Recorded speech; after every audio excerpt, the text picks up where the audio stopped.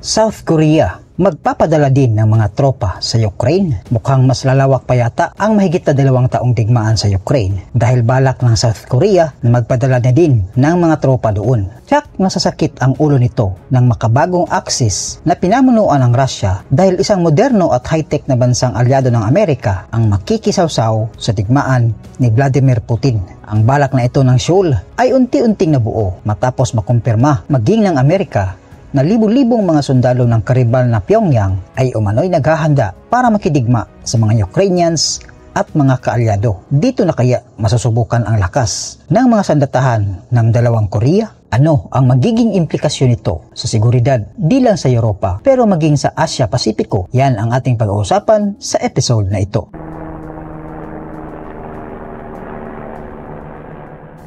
Ayon kay US Defense Secretary Lloyd Austin, kumpirmado na may mga tropa ng Korean People's Army o KPA na kasalukuyang nasa Russia. Sa kanyang nakalap na mga datos, sinabi ni Austin na ang naturang mga sundalo ng Democratic People's Republic of Korea ay umaabot sa libo-libo pero wala siyang eksaktong bilang. Para kay Austin, hindi pa man tiyak kung ano ang pakay ng mga North Korean troops na umano'y nagsasanay sa silangang Russia. Pero ito, aniya, ay lubhang nakakabahala.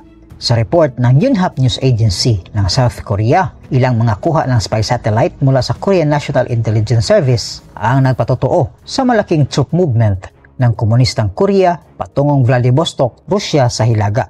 Ang nakakabahalang revelasyon na ito ay nakuha umano noon pang October 19 base sa mga larawan na nakuha ng NIS.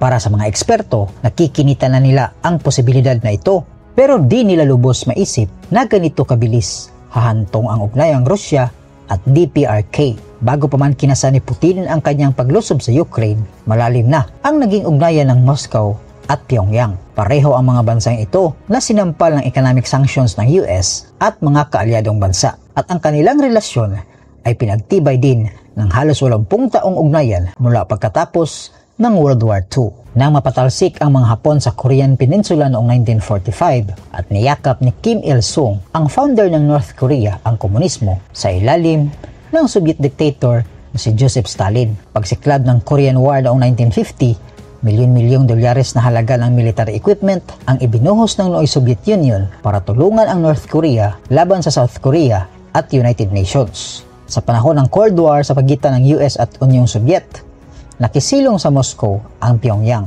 Kaya nang lusubi ni Putin ang Ukraine noong February 2022, kabilang ang North Korea sa mga kakarampot na bansa na sumusuporta. Matapos ang mahigit 1 taon, ang dapat sanay mabilis at episyente na special operations ay nauwi sa madugo, maaksaya at tumatagal ng trench warfare.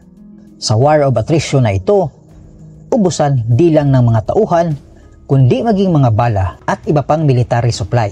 Habang nag-aabang ng mga paambon na military equipment ng US ang Ukraine, ang Russia naman ay dumulog sa kanyang mga kaalyadong bansa na may naitabi pang mga armas. Tulad ng Islamic Republic of Iran, supplier ng Russia ng mga Shahid kamikaze drones at mga ballistic missiles. Di man inamin ng hayagan ng China, ngunit dilingid sa lahat ang kooperasyon ng Beijing at Moscow lalo na sa kalakalan at pananalapi. Sa katunayan nitong Martes lamang, inampo ng Russia at China ang kanilang masugid na kakampi sa Middle East nang tanggapin sa BRICS Economic Bloc ang Islamic Republic. Sa pinakabagong development, pinakahayagang sumuporta sa digmaan ni Putin ay ang timog na kapitbahay nito sa malayong silangan. Di man pinasali sa BRICS, pero kasosyo naman ang North Korea sa digmaan ni Putin sa Ukraine.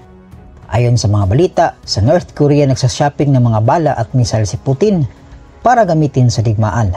Kaya kahit sinampalan ng economic sanctions ng US dahil sa pagkahumaling na magkaroon din siya ng nuclear weapons program, nagkakapira pa din ang Pyongyang kahit papapaano dahil sa mga benta kay Putin. Nitong Hunyo lamang, nagkasundo ang Pyongyang at Moscow na palakasin pa ang kanilang ugnayan sa larangan ng militar kung saan tutulungan ng isa't isa kung may umatake na kalaban. Inamin ng White House na base sa kanilang natatanggap na intel, mayroon ang di bababa sa 3,000 mga North Korean troops na nasa silangang Russia. Posible umano na ipapadala sa Ukraine upang makipaglaban kasama ng Russian troops. Una nang nagbabala si Ukrainian President Volodymyr Zelensky sa NATO na mahigit 10,000 mga North Koreans ang maaari nilang makakalaban sa digmaan.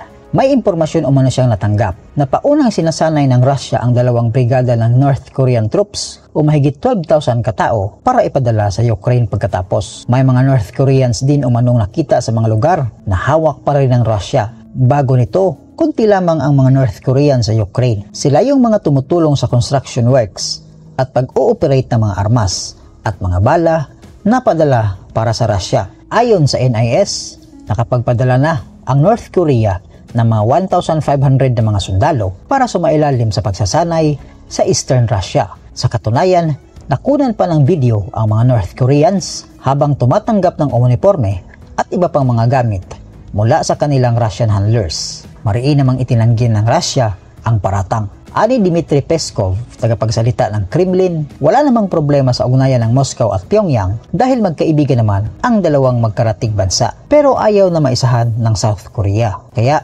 hiniling ng Seoul sa United Nations na patalsikin sa Ukraine ang North Korean troops. Pinag-aralan na rin ng Timog Korea na magpadala rin ng mga tropa sa Ukraine upang manmanan at pag-aralan ang mga kilos ng mga North Koreans. Pinag-isipan na rin ng Seoul kung magpadala rin ng mga armas at mga bomba sa Ukraine. At kung magkagipitan, baka makisali na rin sa mga labanan ang mga tropa ng South Korea. Sa makatwid, magiging export commodity na ang hidwaan ng 2 Korea. Bakit naman kaya pumayag ang North Korea na magpadala ng mga tropa sa Ukraine? Nanghihina na ba si Putin at kinakapos ng mga sundalo kaya pinagtatyagaan na lamang ang mga North Koreans? Ano naman ang mapapala ng North Korea sa special arrangement na ito? Ayon sa mga eksperto, hindi lang mga gamit pandigma ang nauubos kay Putin habang tumatagal ang kampanya nito sa Ukraine. Nalalagasan din siya pati ng kanyang mga tauhan.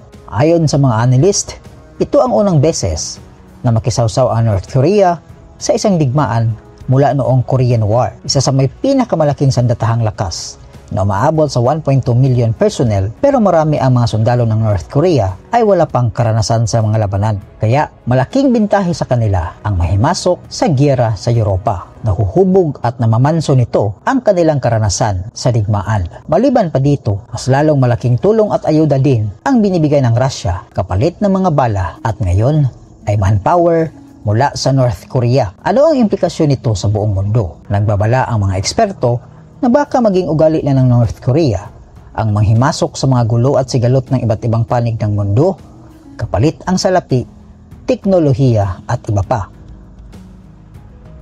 Sa makatwid, ang Hilagang Korea ay magiging mersenaryo na lamang.